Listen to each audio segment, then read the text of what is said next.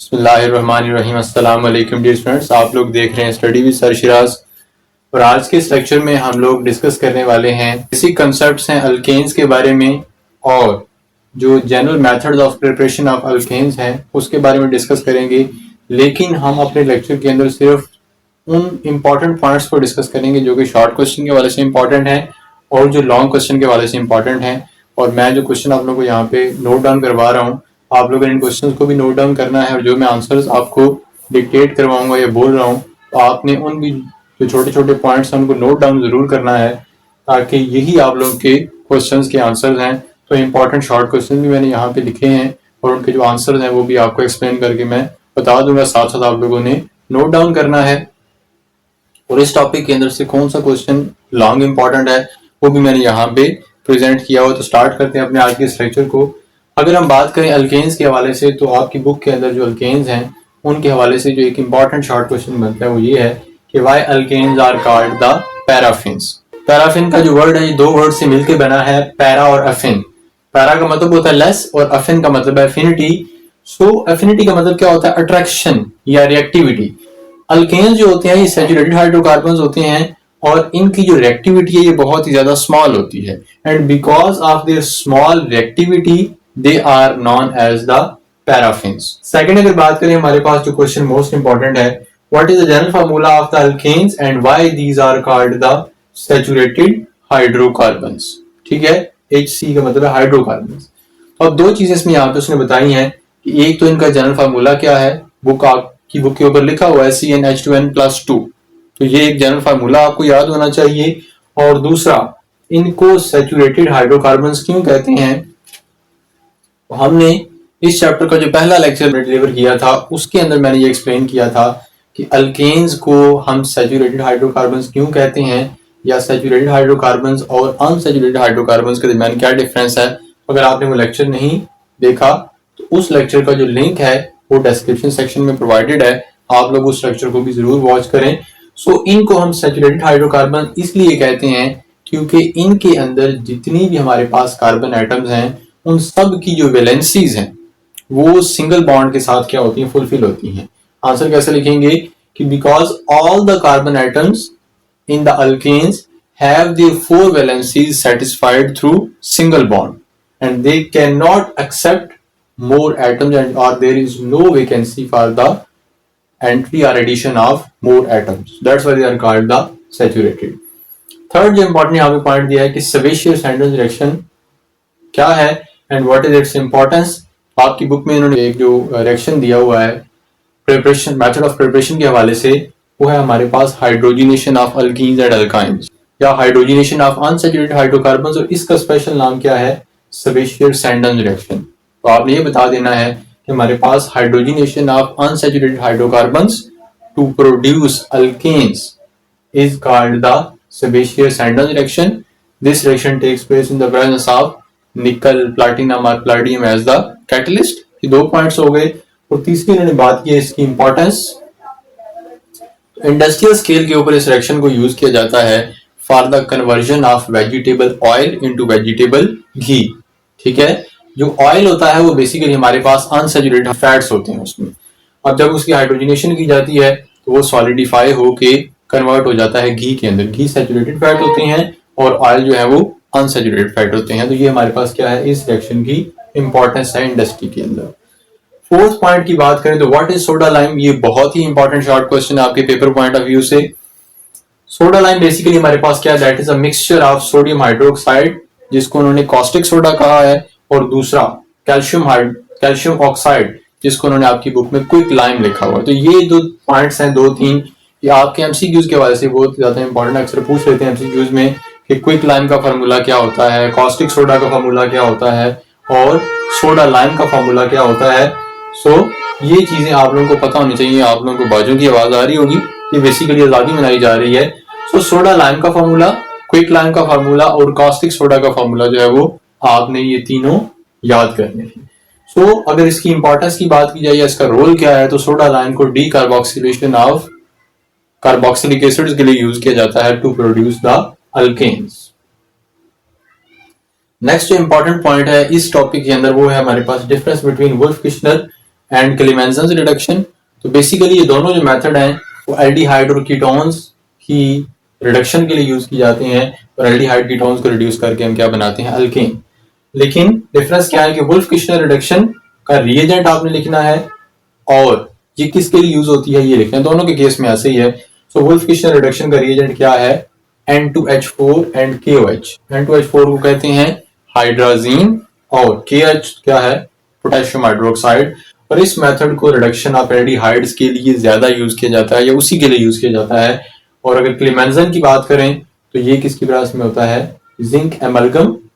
अब ये जिंक और Hg क्या है, मरकरी, और इसमें साथ एक और भी हम यूज करते हैं, HCl भी यूज होता है यहाँ। तो आप क्या लिखेंगे कि क्लेमेंसन रिडक्शन का रिएजेंट क्या है, जिंक Hg प्लस HCl, जिसे कहते हैं जिंक एमलगम इन HCl। और एमलगम याद रखिए, जब भी किसी मेटल का एलॉय बनाया जाता है या मिक्सचर बनाया जाता है मरकरी के साथ तो उसे कहते हैं एमलगम। तो जब जिंक को मरकरी के साथ मिला दिया जाए तो उसे क्या कहते हैं, जिंक एमलगम। और ये मेथड कीटोन की रिडक्शन के लिए यूज किया जाता है। तो दो पॉइंट दोनों हवालों से हो गए और इतना एनफ होता है एक शॉर्ट क्वेश्चन के आंसर के तौर पर। और जो लॉन्ग इंपॉर्टेंट है इस टॉपिक के अंदर वो हमारे पास क्या है, आपने एक्सप्लेन करना है कॉब्स इलेक्ट्रोलिसिस को। ये बड़ा इंपॉर्टेंट लॉन्ग क्वेश्चन है आपके पेपर पॉइंट ऑफ व्यू से। अब बात करते हैं इलेक्ट्रोलिसिस क्या होता है। तो किसी भी सोल्यूशन को या किसी भी कंपाउंड को ब्रेक करना उसके आयन्स में, break down of a compound into ions by the passage of electric current is called the electrolysis. ठीक है, ये फिजिक्स में भी हम पढ़ते हैं या केमिस्ट्री के अंदर भी। अब कैसे की जाती है वो हमने एक्सप्लेन करना है। बेसिकली इस मेथड को यूज किया जाता है सिमेट्रिकल अल्केन्स बनाने के लिए। सिमेट्रिकल अल्केन्स क्या है, जिसमें दोनों जो ग्रुप्स हैं वो एक जैसे, जैसे हमारे पास CH3 और CH3, ये क्या है, सिमेट्रिकल अल्केन, मतलब इसके दोनों जो कार्बन है वो एक ही जैसे हैं। तो इस मेथड को सिमेट्रिकल अल्केन्स बनाने के लिए यूज किया जाता है। और ये मेथड मीथेन को बनाने के लिए यूज नहीं किया जा सकता क्योंकि उसमें कम से कम 2 कार्बन होने चाहिए और मीथेन में 1 कार्बन होता है। सो पहले देखते हैं जनरल रिएक्शन। तो जनरल रिएक्शन की बात करें तो क्या है, RCOON है। ये बेसिकली क्या है, ये sodium salt of carboxylic acid उसने लिखा है। ठीक है, 10th क्लास के अंदर आप लोग पढ़ के आए हैं फंक्शनल ग्रुप्स, और वहां आपने पढ़ा होगा कि हमारे पास जो कार्बोक्सिलिक एसिड होता है उसका फंक्शनल ग्रुप क्या होता है। तो ये हमारे पास क्या है, functional group of carboxylic acid. अगर यहाँ पे आप हाइड्रोजन की जगह पे सोडियम लगा दो तो क्या बन जाता है, sodium salt of carboxylic acid. So इसमें सोडियम या पोटेशियम साल्ट दोनों यूज किए जा सकते हैं। आपकी बुक में उन्होंने पोटेशियम साल्ट लिखा है, मैंने सोडियम लिखा है, कोई फर्क नहीं पड़ता, आप सोडियम के साथ भी कर सकते हैं। जब इसे वाटर के अंदर ऐड किया जाता है, करंट को पास किया जाता है, तो हमारे पास क्या है, अल्केन्स बनती हैं। ये देखिए R और R, ये एक R था तो इसको एक और R के साथ हमने अटैच कर दिया। प्लस क्या है, कार्बन डाइऑक्साइड है, सोडियम हाइड्रोक्साइड बनता है और साथ में हाइड्रोजन गैस रिलीज होती है। ये जनरल रिएक्शन है। अब जब पेपर में आए तभी आपने ऐसे लिखना है कि पहले आपने बताना है इलेक्ट्रोलिसिस क्या है, फिर आपने ये बताया कि हम इस प्रोसेस के थ्रू क्या कर सकते हैं, अल्केन बनाते हैं, सिमेट्रिकल अल्केन बनाते हैं, मीथेन नहीं बन सकती। फिर आपने लिखना है जनरल रिएक्शन या सिर्फ रिएक्शन, आपने ये इसका आगे प्रोडक्ट तक लिख के उसके बाद क्या है, मैकेनिज्म का पॉइंट देना है। अब मैकेनिज्म में हमारे पास क्या होता है, इलेक्ट्रॉन का गेन, लॉस, ट्रांसफर सब कुछ शो करते हैं। तो हमारे पास मैकेनिज्म में पहला स्टेप क्या है कि जब अब हमने यहाँ पे CH3 कर दिया है, अगर आप R लेके भी इसको करते तो तब भी ये ठीक था, कुछ बुक्स में R के साथ भी होगा। तो CH3 लिखे हमने किया है। जब सोडियम साल्ट का वाटर में डालते हैं तो हमारे पास क्या होता है, वो एनाइन और कैटाइन में टूट जाता है। जैसे अगर आप सोडियम क्लोराइड को वाटर में डालें तो वो एनाइन कैटाइन बन जाता है। सेम ऐसे ये भी क्या है, एनाइन और कैटाइन में कन्वर्ट होता है। अब जब भी इलेक्ट्रोलिसिस की जाती है तो एक रिएक्शन कैथोड पे होता है, एक एनोड पे, एक पॉजिटिव इलेक्ट्रोड पे होता है, एक नेगेटिव पे होता है। तो हम पहले बात करते हैं एनोड की, और याद रखिएगा हमेशा एनोड के ऊपर ऑक्सीडेशन का प्रोसेस होता है, मतलब लॉस ऑफ इलेक्ट्रॉन होता है। तो पहले स्टेप में क्या हुआ, ये जो नेगेटिव चार्ज वाला, चूंकि ये नेगेटिव चार्ज है तो ये पॉजिटिव इलेक्ट्रोड की तरफ जाएगा, तो एनोड पॉजिटिव होता है, तो माइनस जो एनाइन है वो पॉजिटिव की तरफ जाएगा, और जो कैटाइन होगा प्लस वाला वो नेगेटिव इलेक्ट्रोड की तरफ जाएगा। तो पहले स्टेप में क्या होता है, ये जब माइनस है तो इसका मतलब है इसके पास 2 इलेक्ट्रॉन है यहाँ पे, एक इसका अपना और एक इसका एक्स्ट्रा है। ये क्या करता है, अपना जो एक्स्ट्रा इलेक्ट्रॉन है वो लूज कर देता है। तो 2 मॉलिक्यूल या 2 आयन जब एक इलेक्ट्रॉन लूज करेंगे तो कितने इलेक्ट्रॉन बनेंगे, 2। और ये जो हमने डॉट लगाया है, ये डॉट शो करता है फ्री रेडिकल। फ्री रेडिकल का मतलब होता है जब किसी भी एटम के पास सिर्फ 1 इलेक्ट्रॉन, यहाँ पे इसके पास 2 इलेक्ट्रॉन थे, ठीक है, तो आप ऐसे शो कर सकते हैं, यहाँ पे 2 इलेक्ट्रॉन थे तो क्या है, पूरा माइनस चार्ज है। जब 1 इलेक्ट्रॉन निकल जाए तो क्या है, डॉट लगा देते हैं, प्लस क्या है, 2 इलेक्ट्रॉन। अब नेक्स्ट स्टेप में क्या होता है, ये फ्री रेडिकल जो है वो इधर शिफ्ट होता है, इस बॉन्ड में भी 2 इलेक्ट्रॉन थे, ठीक है, यहाँ पे आप ऐसे कह सकते हैं क्रॉस वाला और एक डॉट वाला इलेक्ट्रॉन था। तो ये क्रॉस क्रॉस वाला इलेक्ट्रॉन तो इसको मिल जाता है सिंगल, और ये डॉट वाला उसको मिल जाता है। अब क्या होता है, जब एक इलेक्ट्रॉन इधर से आता है इधर से आता है, तो ये सारा ग्रुप मिलकर क्या बन जाता है, कार्बन डाइऑक्साइड। वो कार्बन डाइऑक्साइड बन निकल गई। पीछे क्या रह गया, ये जो दोनों मिथाइल हैं, ये यहाँ पे क्या है, एक भी क्या है, ये भी फिर फ्री रेडिकल बन जाएगा, क्योंकि ऐसे भी सिंगल सिंगल इलेक्ट्रॉन मिल जाएगा, तो दोनों क्या है, फ्री रेडिकल बन जाएंगे। अब क्या ये दो फ्री रेडिकल बने, कार्बन डाइऑक्साइड के दो मॉलिक्यूल निकले, तो साथ में क्या है, ये दो पीछे इलेक्ट्रॉन थे ये साथ साथ ही चलते रहेंगे।